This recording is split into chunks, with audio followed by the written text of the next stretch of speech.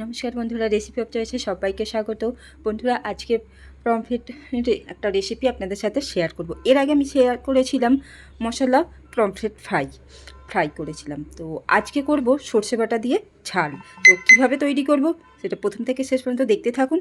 এখানে আমার প্রয়োজন মতো পমফ্রেট নিয়ে নিয়েছি, ভালো করে বেছে ধুয়ে নিয়েছি, তারপর লবণ হলুদ মাখিয়ে রেখে দিয়েছিলাম, জল ছড়িয়ে নিয়েছি। আর এদিকে আমি মশলা নিয়ে নিয়েছি, একটু আদা, দুটো কাঁচা লঙ্কা, আর নিয়েছি পরিমাণ মতো সর্ষে, কালো সর্ষে নিয়েছি। আর ঝালটা তো নিজের পছন্দ মতো দিতে হয়, তা এখানে দুটো কাঁচা লঙ্কা নিয়েছি, কম বা বেশি করে নিতে হবে। আর মাছগুলো আমি ভেজে নিয়েছি, তারপর আমি ওই যেটুকু তেল ছিল তার মধ্যেই কিন্তু আমি এগুলো মশলাটা দিয়ে দিলাম।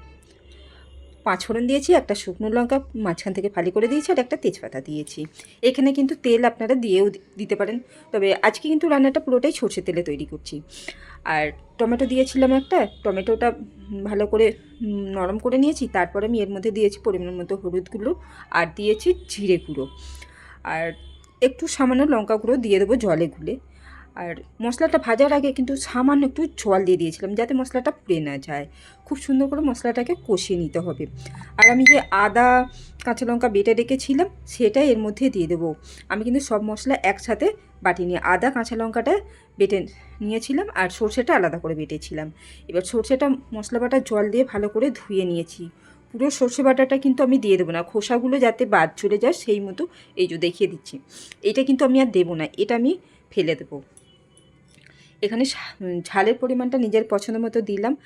আর এখানে কিন্তু স্বাদ মতো লবণ দিয়ে দিচ্ছি। আর জল কিন্তু আমি এখানে আর দেবো না, গ্রেভিটা নিজের পছন্দ মতো রাখতে হবে। ঝোল ভালোভাবে ফুটে উঠলে তারপর আমি ভেজে রাখা মাছগুলো দিয়েছি। মাছ কিন্তু খুব বেশি লাল করে ভাজার কোনো দরকার নেই, পুরোপুরি তৈরি হয়ে গেছে। এবার আমি এর মধ্যে একটু ধনেপাতা কুচি ছড়িয়ে দিয়েছিলাম, তারপর আমি এটাকে পরিবেশন করলাম। কেমন লাগলো পমফ্রেট ঝাল রেসিপি?